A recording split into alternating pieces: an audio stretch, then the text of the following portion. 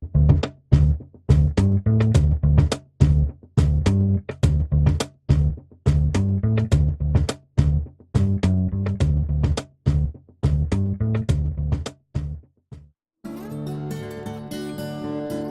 welcome to Mike's Trains.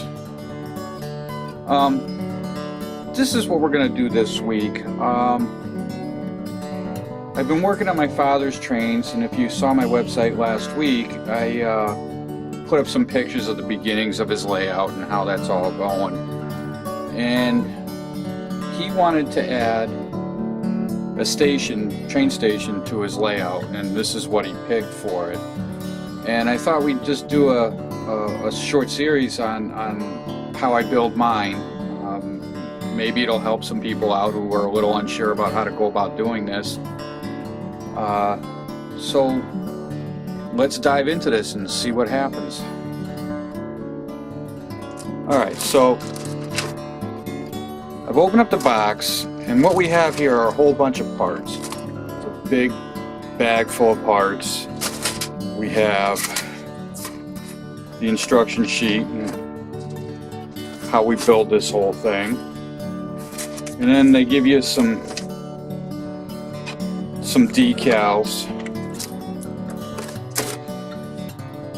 And they give you some decals for it right here to put on the front of the building, and there's clock faces and things like that. So let's dig into this and see what else we've got in here. Yeah, so let's see what's in here.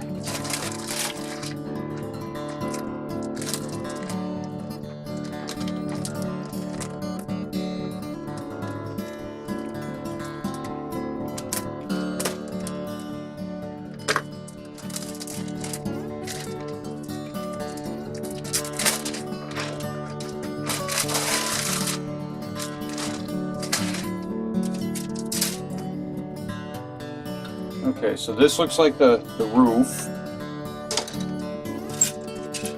and then we have walls. These are exterior walls, and more of the walls. Look like columns, maybe some floor bases. But what I want to do right now is I want to cut out all of these wall pieces with the windows in them, is what I want to do right now. So let's start with that, because we have a little bit of prep work before we start assembling this.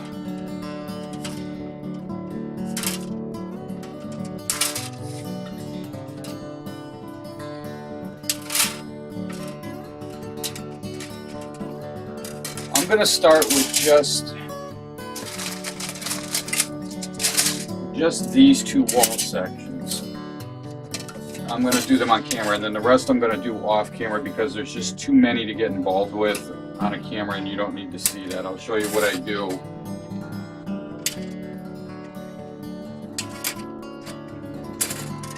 And this one here, this is another, probably either the front or the back center section. We're not going to worry about that too much right now.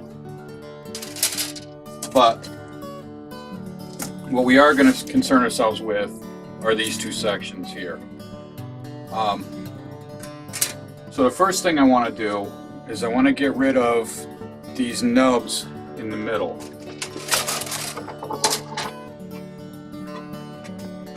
I want to get rid of these little nubs from the tree that were on there. So we've got to take a little bit of sandpaper, and I don't know what everybody else uses, but I have these nail file boards that my daughter wasn't using anymore. So I took them from her, and I cut them up, and I use them for sanding sticks. They work really well, and it's free.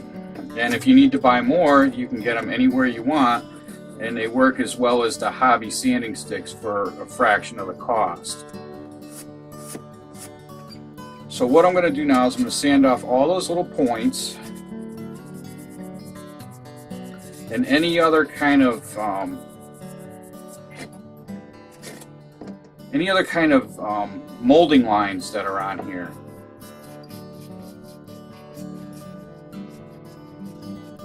And I want to make sure they're totally gone.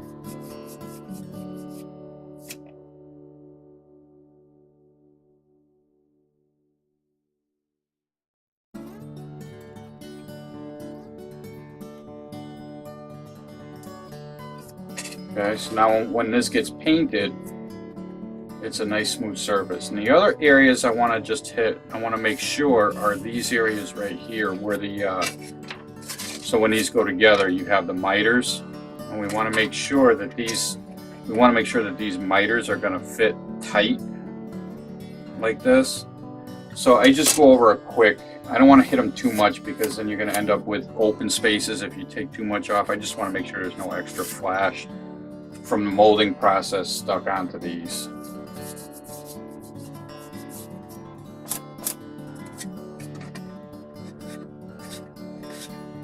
Be very careful around these corners. You want to keep this as flat to the miter as you can. You don't want to open up these miters at all. Okay, and it doesn't take much, so that's it. And this one's all set to go. And then we'll just hit this one the same way as the other. Now along the top, you probably can't see it, but in the light there is a mold line that goes right down here. It goes across this one and back across this one. I'm not going to totally take it off, but I'm just going to cut it down a little bit as long as I'm sanding off the top of this.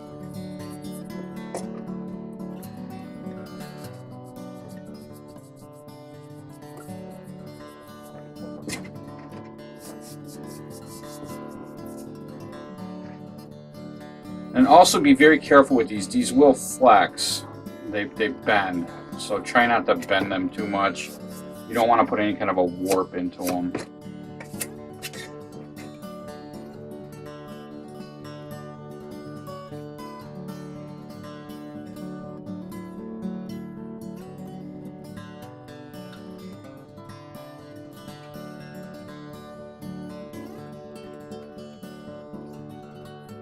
Okay. So now that that's done, these are all cleaned up nicely. You saw it doesn't take much sanding at all. And this one here, I just want to go across the center.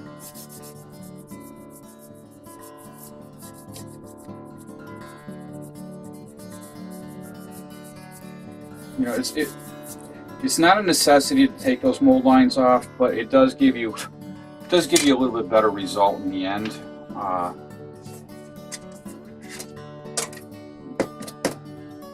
Now, what I want to do is I want to paint the insides of these, and let me show you why. If I take this and hold it up to the light here, when you look through here, you can see my hand. See, it creates a shadow. We need to lose that. We need to get rid of that. So, in order to do that, we need to paint the inside of this. Now, I use black automotive primer. Doesn't matter what kind, it's all the same. It does the same thing. And I use black because it blocks light better. And what I use to do this, now, I use, for glue, I use this 10X7 7R glue, and I like it a lot. Unfortunately, they don't make it anymore. I happen to have this bottle, and I have, maybe I might have one more full bottle. But the problem with this is, when you glue the plastic together, it works perfectly to hold the plastic together. It does what it's supposed to. But if I paint over the tops of all of these windows, and then I try to glue it in and put the 10X, and I put the 10X on there, the 10X has a problem going through the paint. So what we have to do to fix that is I'm going to cover up, I'm going to cover a little bit around the edges. I'm going to go around every window on here. I'm going to cover it with painter's tape so that we can paint insides of the walls. So I'm gonna just cut off some.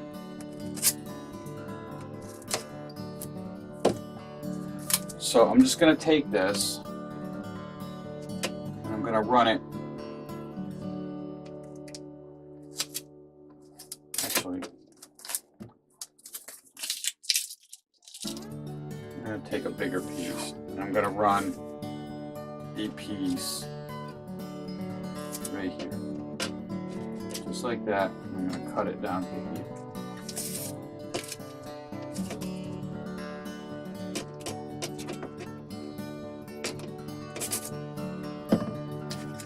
Alright, so the tape is a nice straight edge, and I'm going to run this right down here like this. I'm going to follow this window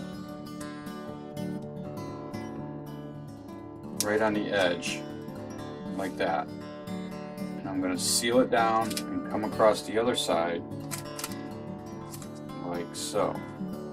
And I'm just going to seal it right on there real good. And then I'm going to come back with the knife and I'm going to cut along these edges.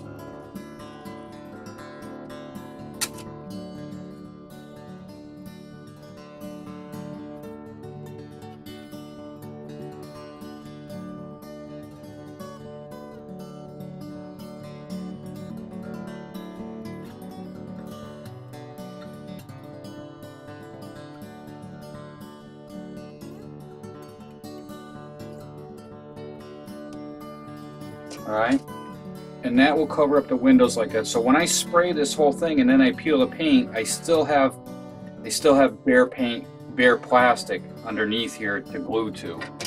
And we'll do this with all of the windows and doors.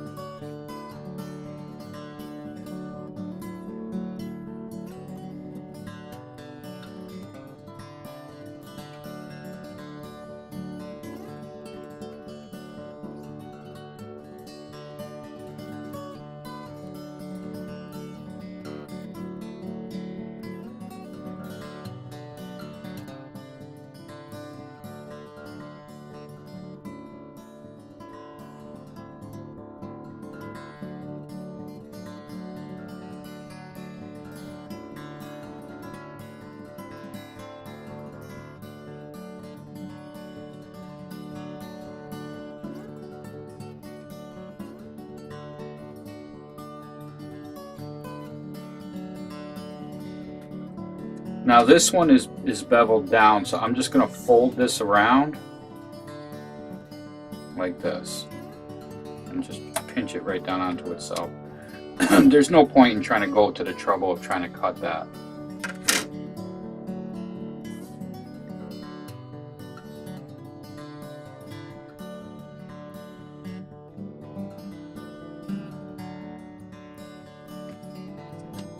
Okay, so that is one piece done. This is now ready for paint, and all I'm going to do is just go around and just seal this paint, this tape in like this. Just take my nail and kind of burnish that down around the edges.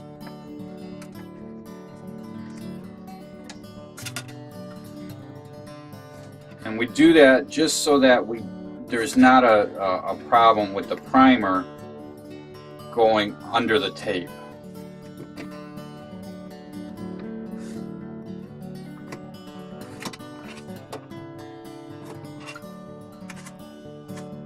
And it keeps our paint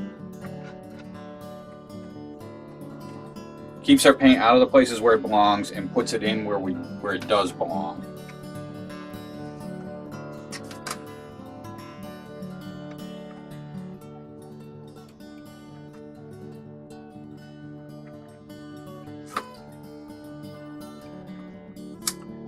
So there we go. There we go. That's one piece right there. And that's all done. Now this needs to be done with every wall section with windows in it. So I'm going to do the rest of these off camera because you see how I've done one. You don't need to watch me do every single one. And I'll give you a show, I'll give you a look when I get them all painted, when I get them all taped. I'll show you so you get an idea of how many windows there are and I'll come back when that's done. Okay, so these are all the panels with windows that needed to get taped up. They're now all taped, you know, all done. So all these panels are ready to be painted on the back side, the inside of the building. The only other thing I need to do at this point is there's another couple of wall sections. Let's see, base.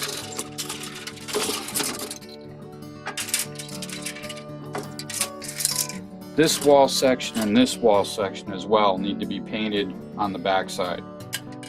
But I don't need to tape these off,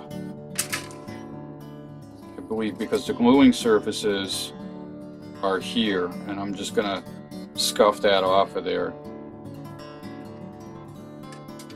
And then in this one here, there's nothing on the back side that needs to be glued, so we'll just cut these off the tree, and then we'll go out to paint in the garage, and we'll get these all painted up and see what that looks like. All right, so now I went out and painted these. And you can see I did a little extra taping. I taped these beveled edges here where they all meet because that's where the glue's gonna go. And then I sprayed the backs of these black. And then I found a textured paint at Home Depot as I was looking through there. And it has sort of a concrete texture. So when you peel off this tape, we still have a nice clean bare plastic here. I mean, some of the black paint did get underneath, but a little bit of cleaning, that'll come right off. And they look pretty good. Now this looks like this, and I'm not going to worry about that because we're going to take that. The reason I had bought the textured paint here was to paint the outside, and I'll show you in a minute what those look like. But for the time being, this is what we end up with. See, our edges stay nice and clean right here, while the rest of it is fully painted.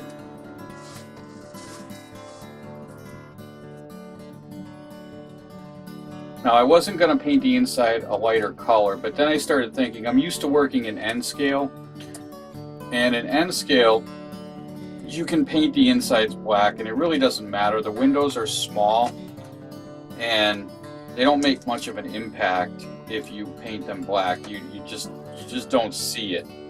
But I was thinking in this HO scale, it might be a little too dark with the size of the windows that are on here. So I decided to lighten up the inside some with a little bit of the color here. And there we go, that would be the back side. So let's take a look. I just wanted to give you one more look at how that changes.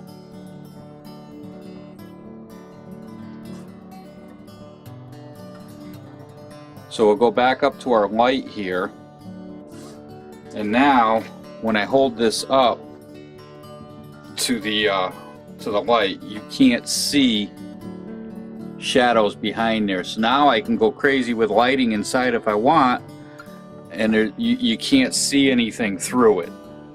Okay, I put my hand right on it and there's nothing showing. That's what you want. You don't want the building to glow. You don't want any of that to happen.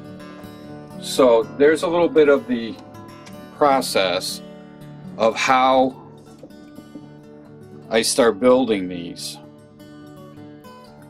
Let me get one of those panels that I painted the outside on. So there's the difference. The one on the left is unpainted. That's the color the plastic comes molded, and the one on the right is the one I painted with the texture paint. Now, as you can see, there's not a lot of difference in color, and that will need another coat, by the way. But you have that little bit of texture, and once that paint dries fully, it's still a little wet, so I got to be careful how I handle it. But once that all dries out, I can wipe that down, and it'll take off the heaviest of the textures, and then it just leaves a slightly rough surface. It just leaves a slightly rough surface, more like concrete, which is what we're looking for. So that being said, that's going to be into this video, and you know, check back next week and we'll start assembling this beast and get it built. So until then, we'll see you later. Have a good week, and join me next week on Mike's Trains. Thanks for watching. Bye.